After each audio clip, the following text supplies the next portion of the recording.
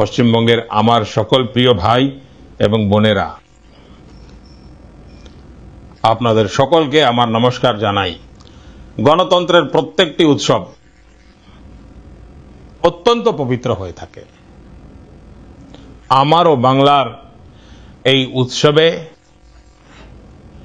অংশ নেওয়ার সুযোগ হয়েছে। বিগত কিছুদিন ধরে আমাকে আপনাদের সকলের সামনে বেঙ্গলের উন্নয়নের বিষয়ে,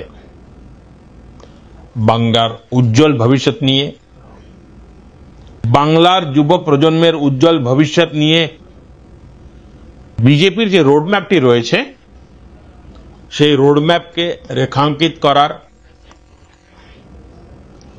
আপনাদের সকলের সামনে উপস্থাপন করার সুযোগ পেয়েছি।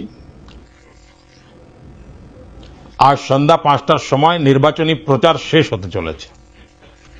এই নির্বাচনের আমার শেষ র্যালিটিও এইমাত্র শেষ হয়ে গেছে।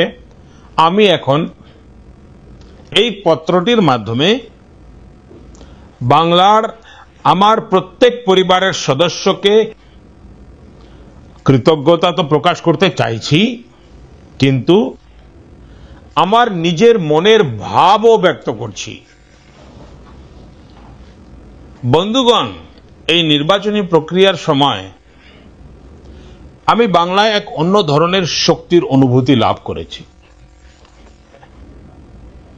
এতটা গরম থাকা সত্ত্বেও, এতগুলি র্যালি করার পরেও আমার বাংলার এই নির্বাচনী প্রচার অভিযানে বিন্দুমাত্র ক্লান্তি অনুভব করিনি। এই সমস্ত র্যালি, এই সমস্ত রোড শো আমি অনুভব করতাম যেন আমার এক তীর্থযাত্রা হচ্ছে। আমি যখন মা কালীর ভক্তদের মধ্যে যেতাম, তখন সম্ভবত মা কালী নিজেও আমাকে ক্রমাগত নতুন শক্তিতে পরিপূর্ণ করে দিচ্ছিলেন।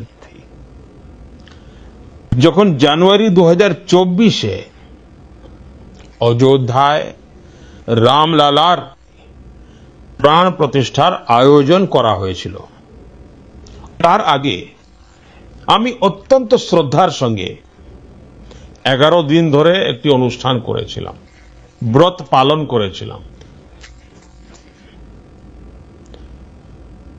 আমার এমনটা অনুভব হয় যে সেই সময় প্রভু শ্রী রামচন্দ্র আমাকে অসীম শক্তিতে ভরিয়ে দিয়েছিলেন। এই নির্বাচনেও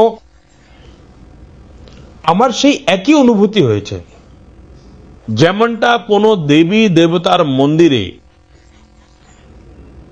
দর্শনের সময় হয়ে থাকে। ঈশ্বররূপী জনগণ জনার্দনের দর্শন পেয়ে আমার মধ্যে এক নতুন শক্তির সঞ্চার হয়েছে। বন্ধুগণ,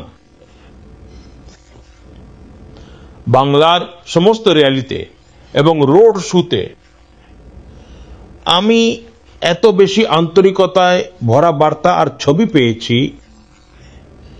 যে আমি সেগুলোকে কোনো দিনও ভুলতে পারবো না। র্যালি এবং রোড শো শেষ হওয়ার পর যখনই প্রথম সুযোগ পাই, আমি রাত্রে খুব নিশ্চিন্ত মনে সেই ছবিগুলোকে দেখি, আপনার ভালোবাসায় ভরা বার্তাগুলো, আপনার পাঠানো চিঠিগুলো পড়ি আর নিজের উত্তরও লিখিয়ে নিই। সে যুবক যুবতীরাই হোক, বোনেরা হোক বা মেয়েরা হোক, গুরুজনেরা হোক, প্রত্যেক বয়স গোষ্ঠীর বন্ধুগণ, আপনাদের মধ্যে স্নেহের যে ভাবটি প্রকাশ পায়, যা আমি দেখি, অনুভব করি, আমি আজ বলতে চাই, এই আপনার ভালোবাসা, আপনার আশীর্বাদ আমার জীবনের আসল মূলধন। বন্ধুগণ, এই নির্বাচনের সময় আমি এটাও দেখেছি যে বাংলার যুব সমাজই হোক বা মহিলারা হোক, কৃষক হোক বা শ্রমিক হোক, প্রত্যেকেই বাংলার উজ্জ্বল ভবিষ্যতের জন্য, এক উন্নত বা বিকশিত বাংলার জন্য কতটা অধীর, কতটা আতুর, বাংলার যুব সমাজ এখন ভবিষ্যতের দিকে এগিয়ে যাওয়ার জন্য একটি উন্মুক্ত প্রাঙ্গণ চায়।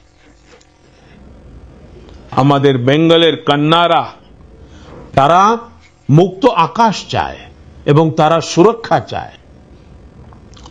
বাংলার প্রত্যেকটি নাগরিক, প্রত্যেকটি পরিবার একটি মাত্র সংকল্পের সাথে এগিয়ে চলেছে।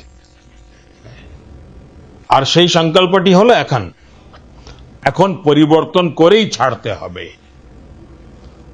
এই পরিবর্তন এখন বাংলার জনসাধারণের সংকল্প হয়ে উঠেছে। সাধারণ মানুষ এটাই বলছে। অনেক ভয় দেখিয়েছেন, অনেক হয়েছে। এখন আর ভয় নয়, এখন ভরসা চাই। এখন ভারতীয় জনতা পার্টিকে চাই বন্ধুগণ।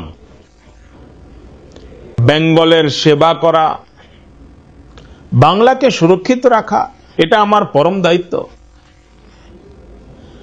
বাংলার সামনে উপস্থিত হওয়া, প্রত্যেকটি কঠিন পরিস্থিতিকে সুযোগে পরিণত করা, এটা আমার ভাগ্যের মধ্যেও আছে এবং এটা আমার দায়িত্বও বটে। আমি আমার এই গুরু দায়িত্ব থেকে কখনোই পিছু হটব না। আমি আপনাদের ভরসা দিচ্ছি যে এই বাংলায় বিজেপির মুখ্যমন্ত্রীর শপথ গ্রহণ করার যে উৎসব, তা আমরা সবাই মিলে পালন করব।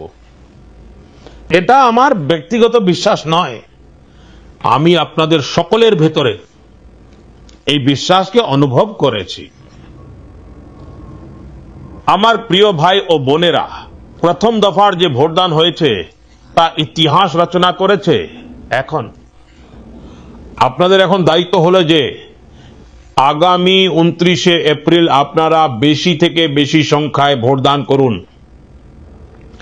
গণতন্ত্রের এই পবিত্র মন্দিরে বিজয়ের পতাকা ওড়ানোর আপনাদের কাছে এক অসাধারণ সুযোগ এসে উপস্থিত হয়েছে। আমরা সকলে মিলে বাংলাকে উন্নত করে গড়ে তুলব। আর এটাই হলো মোদির গ্যারান্টি। ব্যাস, আজকের জন্য এটুকুই। আপনাদের একান্ত আপন সেবক নরেন্দ্র মোদি।